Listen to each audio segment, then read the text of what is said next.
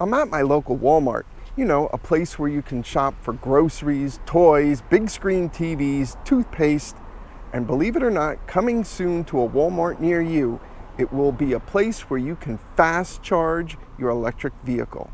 That's right. Walmart is currently testing their plan to own, operate, install, and maintain EV charging stations throughout the country. Again, the charging stations will be owned and operated by Walmart and will not be operated by a third party. In fact, you're going to have to download the Walmart app to start any charging session at this point.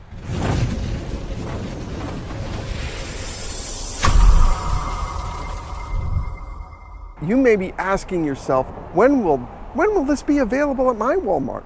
How much is it going to cost me to charge? And since Walmart owns all the chargers, are they going to undercut the competition? And how many chargers will be installed? To answer some of these questions, please have a listen to this interview.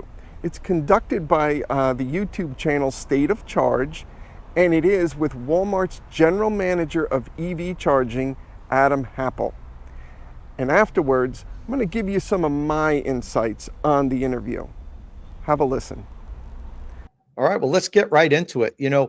A lot of industry insiders have been talking for the last year or so about Walmart, saying, we wonder what they're up to. We know they're up to something. Are they just dipping their toe into the pool? Are they trying to figure out, maybe at some point in the future, they might get into EV charging? And Walmart has been very tight-lipped about this. But I want to thank you for allowing me to be the first person to interview someone at the company and learn all about it, which we're going to do right now. So first question, general question, why is Walmart getting into EV charging?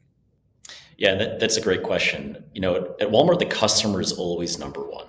So we've had an opportunity to look across the market and kind of assess customer needs. As we've seen more and more of our customers driving electric vehicles, coming to stores to shop, we realized there was an opportunity to provide an additional service or additional offering to those customers while they're at our sites or at our stores. So as we think about this omni-channel, all-encompassing retail opportunity that we have to offer customers, EV charging becomes kind of another one of those offerings that we have today. And you can think of it as fuel stations, auto care centers, really meeting the demand where it is today. Okay. And, Walmart has a lot of locations. I think a little less than 5,000 stores. You also have over 600 Sam's Clubs, which is basically a division of Walmart. So over 5,000 retail locations here in the US. So at what scale are we talking? How many charging stations? How many chargers? What are we looking at here? Yeah, we're looking across the entire portfolio of our U.S. operations here. So as you mentioned, there's a number of Walmart stores, there's a number of Sam's Clubs that we can look at, and the intention is that we're going to build at thousands of those locations by 2030, and potentially keep growing from there. So don't have the exact number by which day or date, because a lot of it comes down to, as we take a look at the store, the market conditions, where we can build, we're going to build everywhere that we can. And again, with the intention of having literally thousands of locations over the next 5 years. Okay, wow, thousands of locations. So maybe you could help us out with how many chargers per location, because that's important. I think some of the networks that are out there, perhaps even one that you used to work for, in my opinion, maybe haven't installed as many units per location as needed. And maybe it was okay when they first started doing this, but now it's not. And we have issues at these sites. How many chargers per location is Walmart looking at? Yeah, there's a couple things going on. And of course, we have the luxury of hindsight and what's been done in the past. But we're really going to size each site by kind of looking at existing and forecasted demand. So we know that in a demand-driven model, there are locations where there's already just not enough EV charging infrastructure for the number of EV drivers that are out there that are either our customers or not yet.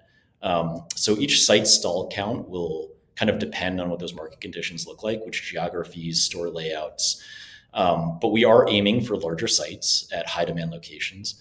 I could say that we kind of have some minimum port count set up. It's going to be larger than most of the legacy or older ones, and kind of the size at the max is really mostly dependent on like how many spaces do we have and what's the capacity of the utility there. So we're really trying to meet demand as it is today and as we're forecasting it out.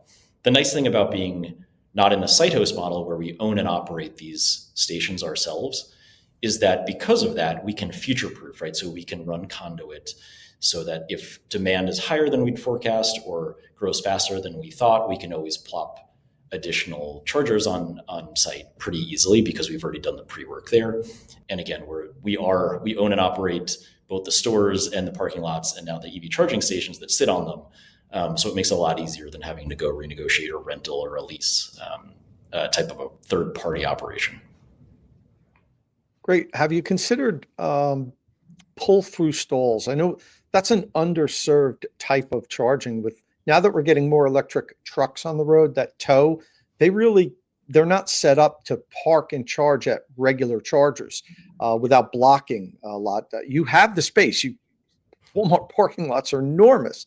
Are you going to be including some pull through sites? And if you are, could you tell me approximate like 10% of your locations or something like that? Yeah, that's a great observation. And I myself am the driver of an electric truck and do occasionally tow things. So I understand the importance of having those pull-through spaces. Again, it goes back to kind of my earlier comment where we can assess each site.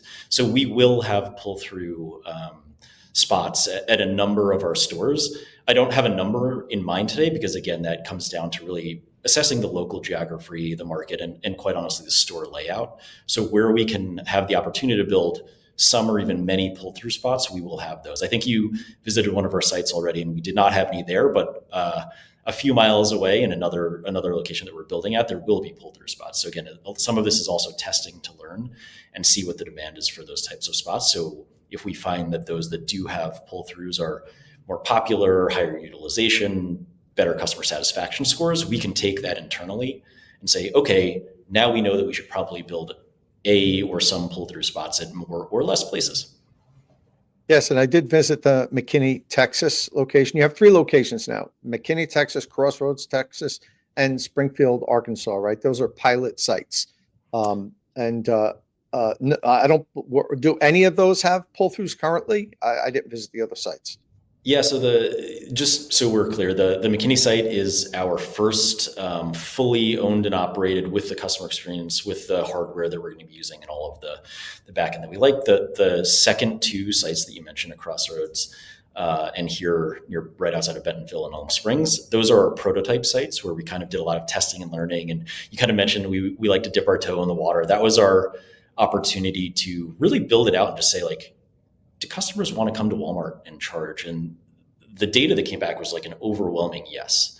So that's what really gave us the confidence to go out and now build at scale. So what you saw in McKinney is the customer experience that we'll be building, the hardware that we'll be using, and kind of the customer experience that you saw, your journey on the app, things like that. That is what we'll be scaling with. So to answer your question, though, yes, at Crossroads and at Elm Springs, there are some pull-through spaces. They're sort of built in as you kind of come in, park, and can pull out. So yes, and that's what gave us the confidence to say, like, we should think about building pull-throughs at some other spaces as well, other sites as well. So you mentioned that you kind of use those sites as like you monitored them as you were, deciding what you were going to do, but that wasn't the only opportunity you had to monitor charging stations. Walmart has in the past partnered with other networks and allowed them to install their chargers on your locations. There's actually quite a few locations I've charged at that are Walmart locations. How does that play into the fact that you're getting into this? Are you going to maintain those relationships, or will those end now that you're going to do it yourself? Look, yeah, I've charged at those locations too, and third parties have operated about 280 of our stores. They've really been wonderful partners, and as we continue to grow the network, we're going to assess how we move forward with each one of those additional third parties. They've been great partners to date. So okay, so I noticed at the McKinney site that I went to, every charger had a NACS connector and a CCS1 connector. Is that going to be your policy that every charger will have one of each?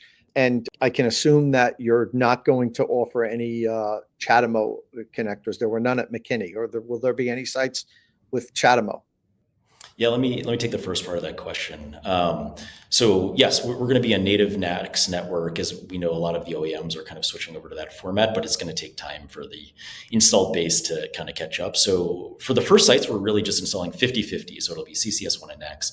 The great news is the hardware suppliers that we're working with, it's easily swappable, and we can order any configuration that we like. So as we learn more and more of what the customer breakdown looks like, obviously we could forecast it and we'd probably be wrong, but as we learn what the actual customer and driver breakdown looks like, what cars they have, we can adjust the ratio on CCS and NACS connectors.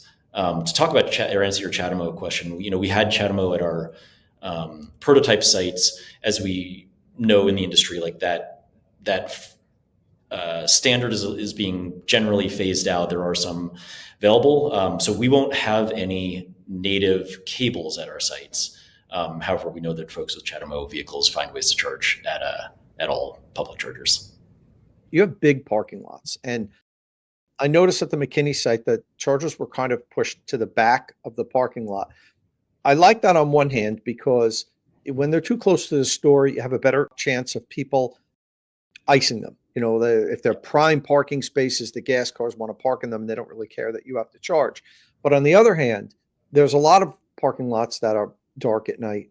And when you're pushed out to the back corner of a parking lot and it's late at night, even I've felt insecure at some charging locations over the past years. So this is a two-part question.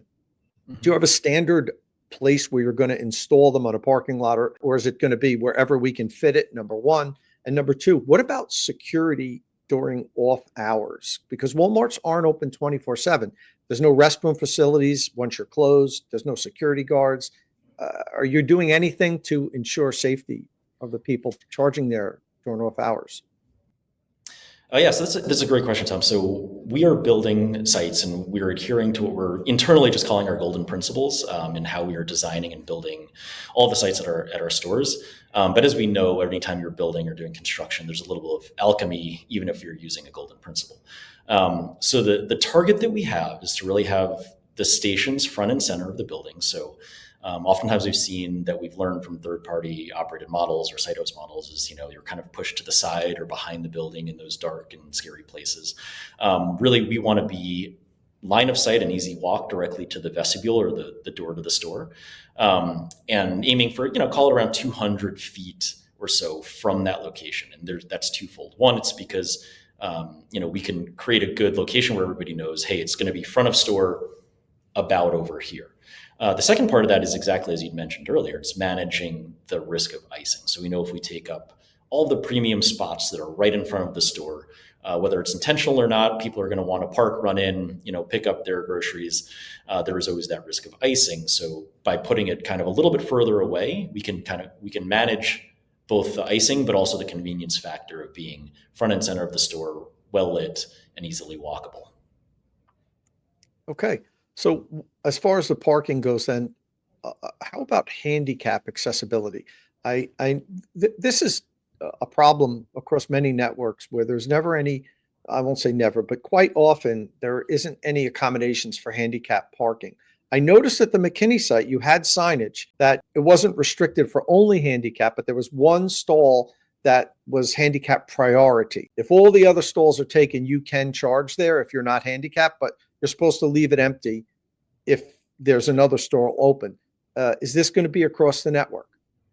Yeah, so ADA compliance is really important to us, and we'll ensure that all of our sites, one, at a minimum, are ADA compliant. Two, for those places where we do have stalls that are specific for ADA, we will have where they're required that they're dedicated, and where their ability to it is sort of the use last concept.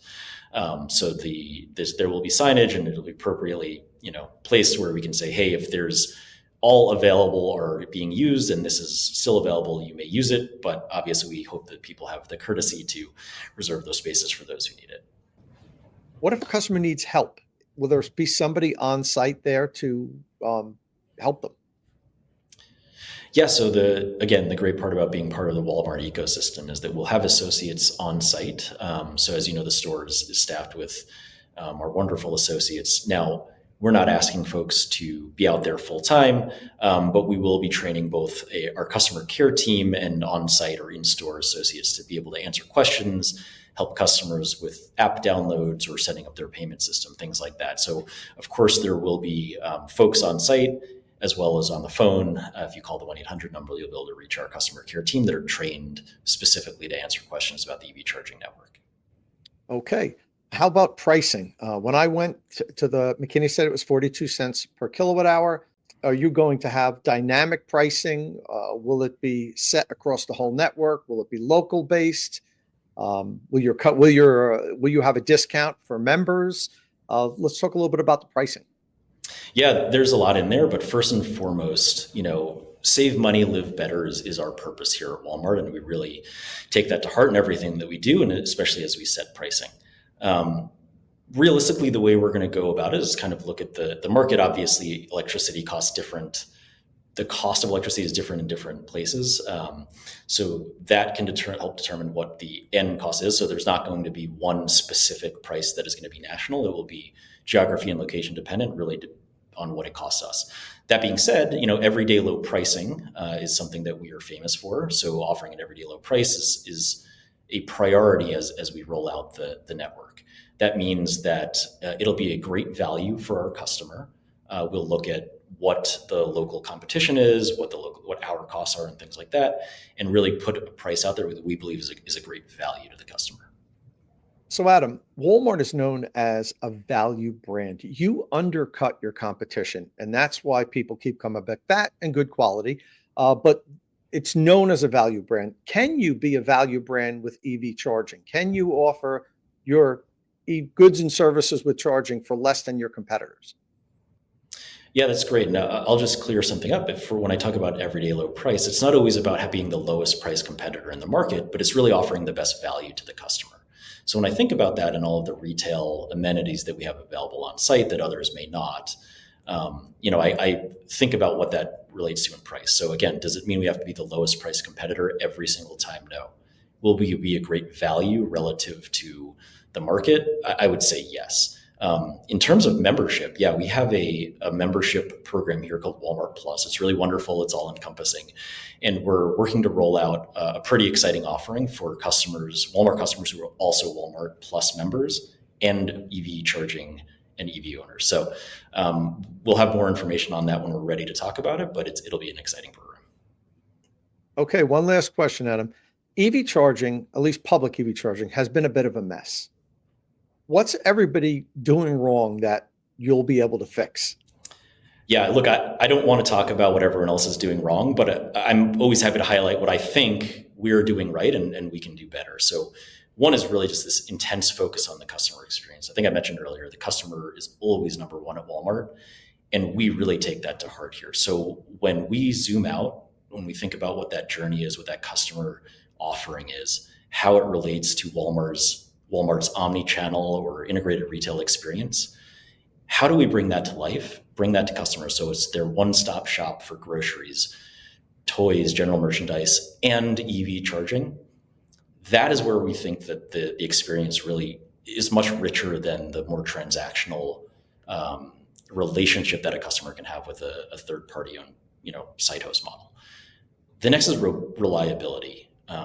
We have this robust network that we're building. We have Walmart associates leading the way. We have a dedicated EV charging team within the greater ecosystem, in addition to the millions of associates across our stores. So when we talk about reliability, we have more eyes on our chargers, I think, than most do. And we have the resources to kind of pull into the existing operations that Walmart has to make sure the stores are running well. So when I think about reliability as a differentiator, I think that is going to be a core. And finally, the last piece is what we've just spent time talking about, which is that affordability play. So everyday low prices on EV charging and using our scale and ability to build quickly is going to be a differentiator that we have and that we own and really make us stand out in the marketplace.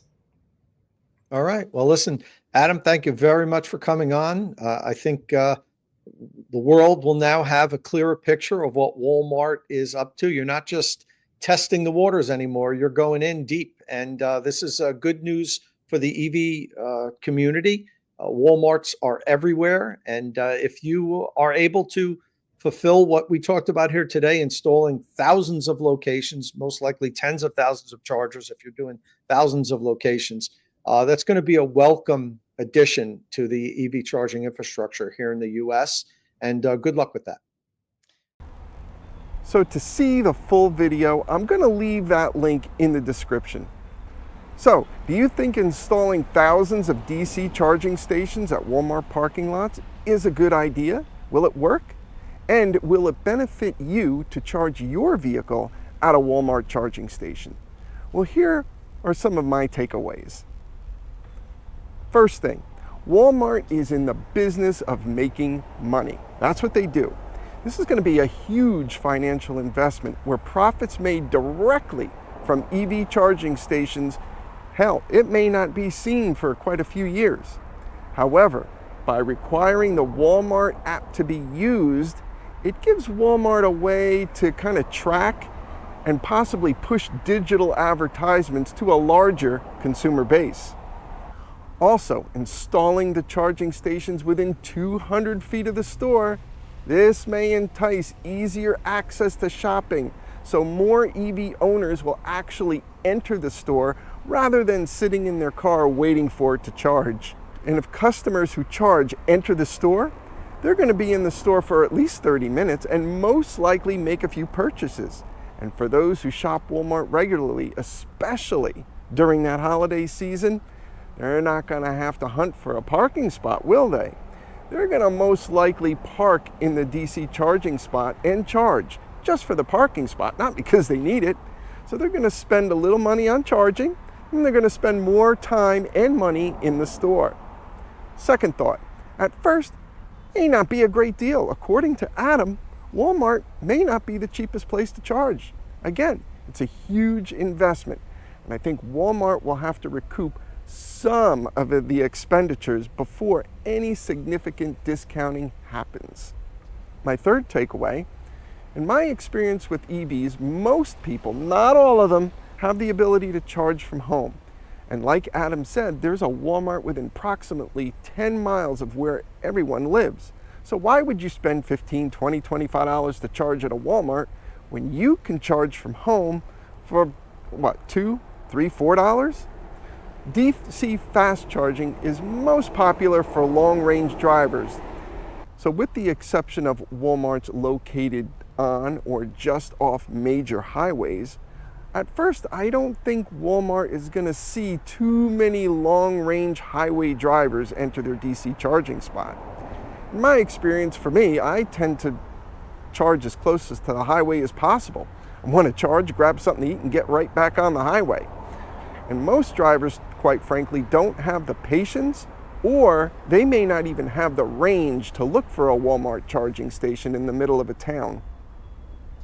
My fourth takeaway, most Walmarts are usually located in the center of the community, where I said, this is to draw as many of their customer base as possible. So I think DC fast charging will work for a lot of people who don't have the ability to charge from home. And maybe for those who are driving a bit longer than expected, and they have to put a little bit more kilowatt hours in their car to finish their errands and, quite frankly, to make it home. My overall opinion on Walmart charging stations, all in all, I think it's a fantastic idea. In fact, the Walmarts will be maintaining their own stations, and this is going to lead, I think, to a lot less downtime. Unlike those other third-party providers, it'll also give those who can't charge from home other options, and hopefully they can charge at a bit lower price. I also think Walmart can tap into those long-range drivers as well. With simple signage on the highway, it may encourage more people to drive that extra 3 or 4 miles to use a Walmart charging station if it's going to save them a few bucks. I think in a few years, if all goes expected, Walmart will become not only a place to shop for camping gear, candy, and cookware, but also a destination to charge your electric vehicle before hitting the road. In closing, I hope this endeavor is a success for Walmart. Remember, competition is fantastic. It's great for all of us consumers. I hope you liked the video. Thank you for watching and have a great day.